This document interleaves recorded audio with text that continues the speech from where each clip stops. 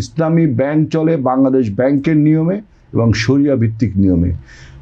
আর ইসলামী ব্যাংকের আপনার ওনারা চাইছিল পুরাতন যে চোর বাটপার আছে তারা যেন শেয়ার হোল্ডাররা পায়।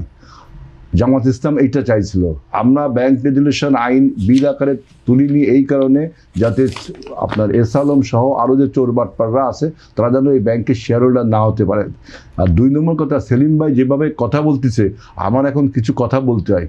আপনাদের এই ফালতু রাজনীতি ৭১ সালে মানুষ কিন্তু প্রত্যাহার করেছে। আপনাদের ফালতু রাজনীতি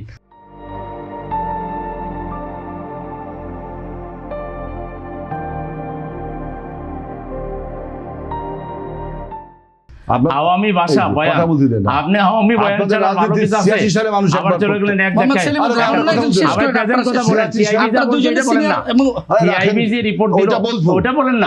আপনারা দুজনে চলে গেলেন, আপনারা দুজনে সিনিয়র রাজনীতিবিদ, আপনারা টিআইবি বলেন না।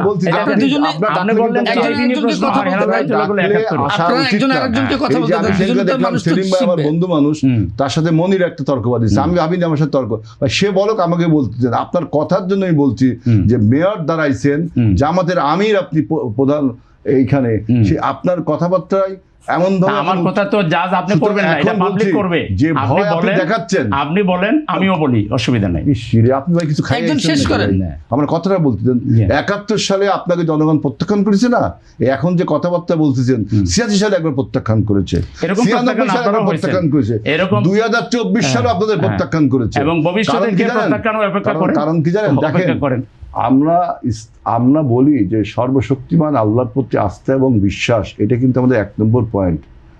এইটা এই কনসেনসাস কমিটি এইটা আমাদের সংবিধানের মূল ইসে লিখিল না, এইটাই আমরা নোট অফ ডিসেন্ট ডিসিজ এটা দিতে হবে। তারা এত ইসলাম করে এই ব্যাপারটা কোনো নোট অফ ডিসেন্ট মিথ্যাচার করতেছেন না, নোট অফ ডিসেন্ট এটা আমরাই সবচেয়ে শক্ত অবস্থানে ছিলাম। আল্লাহর উপর বিশ্বাস আমরাই শক্ত অবস্থানে ছিলাম, এটা আমাদের মূলনীতি। এই যে আমরা বানিয়ে কথা বলেন ভাই, এটা তো আমাদের মূলনীতি। এটা দেশের সাম্য, মানবিক মর্যাদা ও সর্বধর্মের সম্প্রীতি, এটা কনসেনসাস কমিটি বলছে। এইখানে আমরা একটা নোট অফ ডিসেন্ডেন্সি, যে এখানে আমাদের যেটা আছে এখানে জামাতের ভূমিকা রেখেছে, অবশ্যই ভূমিকা নোট অফ ডিসেন্ডেন্সি জামাত বলছে যে ওইটা দেখছে তো। আমি আর কথা বলবো না। খুদা হাফেজ, বাংলাদেশ জিন্দাবাদ।